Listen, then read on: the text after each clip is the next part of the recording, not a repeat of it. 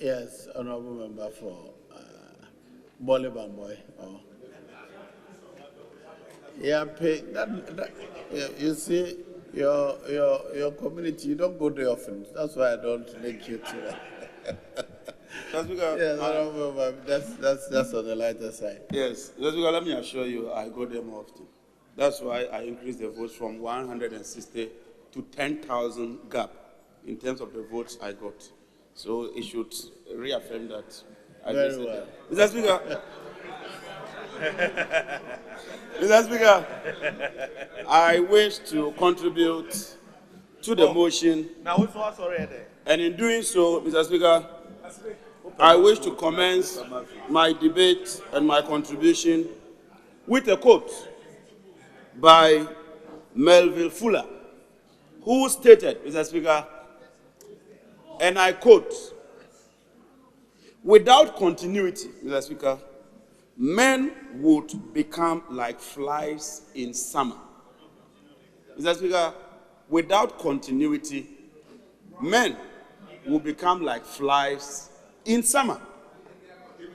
It's on this note that I wish to commend the members of the Finance Committee for bringing this important facility to the House for approval.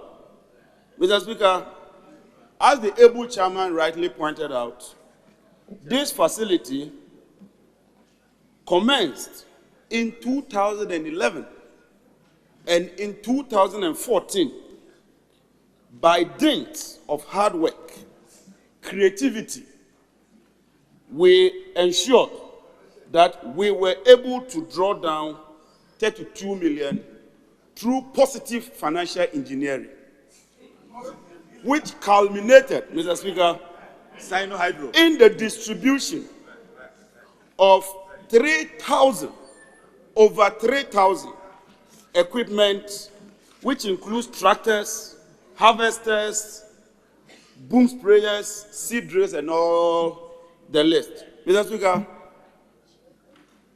subsequent to this, if you take the Ghana Statistical Living Survey, you would realize that, Mr. Speaker, from 2015, maize imports dropped from 113,000 metric tons to 71,000. Mr. Speaker, it is refreshing that through some of these interventions, we are seeing some positive improvements in the agricultural sector. Mr. Speaker, as the report rightly stated, we decided, as the originators of this program, taking into account the ordinary farmer and taking into account that over 46% of the working population in Ghana are involved in agriculture, we gave a 60% subsidy for this equipment. 60%, Mr. Speaker. I therefore find it disturbing that you inherit this project, inherit this program, and you reduce it. Oh, hold on, yes. Mr. Speaker, it is not for nothing that I attached the list to this report. He is mentioning ordinary farmers, and for which reason they gave a subsidy of 60%. Mr. Speaker, the Honorable Mark Wayungo would not be an ordinary farmer. The Honorable Bid Zayden, the Honorable Kwesi Etubonzi, the Honorable Kwabena Donko. Your point is well made. Somebody can respond to him when it's done. So you continue. This is his interpretation of ordinary farmers. The list is there, so other members can refer to it. Yes. Thank you very much, Mr. Speaker, for ruling the chairman out, Mr. Speaker. Mr. Speaker, this is certainly an attempt to derail me, but I will not be derailed. I will remain focused and make my point. And the point is that during the presidency of His Excellency President Mahama, who originated and pioneered this program, we gave the farmer a 60% subsidy on the agricultural equipment. You said it started in 2011. 2011, he was not the president, so don't misinform us. Mr. Speaker, I am saying that the implementation of this program commenced in 2014. The agreement was signed in 2011. But in terms of bringing the equipment, It commenced in 2014. And at that time, His Excellency President John Dramani Mahama was the sitting president of the Republic of Ghana. We took delivery of the items and distributed them in 2016. Mr. Speaker, the bottom line let is me that... listen to the Honorable Minister for Monitoring and Evaluation. Mr. Speaker, this is a house of records, and everything is recorded for historical purposes. The report is telling us that an EI was issued, which is an illegality. The honorable member is calling it positive engineering. So on record, he will be noted as endorsing an illegality. I plead with him to withdraw that part. He should just say, go on without making it sound like the illegality, because on record, his name will be attached to that. And I don't think it will be fair to himself. Mr. Speaker, Yes, I've been a deputy minister before, and I've been in this house for 2 years. I stand by what I said.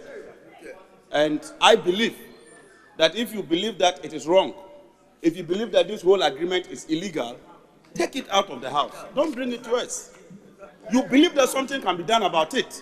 That is why you brought it here. And we are supporting you to approve it. If you think that you don't need it because you believe it's illegal, please withdraw it. We will support you. Mr. Speaker, in moving on, let me make my point, Mr. Speaker. Mr. Speaker, I am happy to note that due to the 60% subsidy and the improvement and the good measures we put in place, we were able to distribute 90% of those equipment. The current Minister of Agric took the remainder and is also distributing them, Mr. Speaker. I am also happy to note that the recovery rate is as high as 87%. In finance, when your recovery rate is above 80%, and even in some jurisdictions 70%, you are doing very, very well.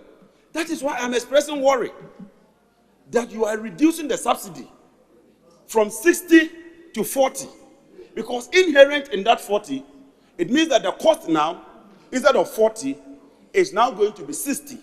And I think the government should reconsider this and take a critical look at it. Mr. Speaker, agriculture employs about 46% of the total population, and yet it contributes only 18% in terms of monetary value to the GDP. The service sector employs about 40% and contributes about 56.9% in terms of monetary value to our GDP. And so as members of parliament, it's important that we continue to support government and the whole nation in modernizing agriculture. Indeed, in the United States, you have just about 4% of the population engaged in agriculture, and yet they are able to feed the entire population of the United States, have a buffer, and even export more. It's on that note that, Mr. Speaker, I wish to associate myself that this House approves the entire 95 million so that the remainder that is left, we can draw down on that. Now, Mr. Speaker, it's important that we look at agriculture in an integrated manner. Whilst it's good to produce, we must also watch post-harvest losses, and more especially, marketing. Because when you experience a bumper harvest, and you're unable to store them, you are unable to market them, it creates a disincentive to the farmers.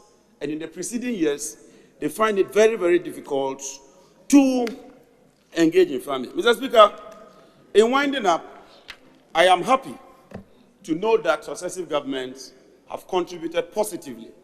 And if you look at our crops, especially our staple food, such as rice, scientifically known as Oryza sativa, such as maize, scientifically known as Zea maize, such as sorghum, scientifically known as Sorghum bicolor, and more importantly, cowpea, scientifically known as Cajanus cajan.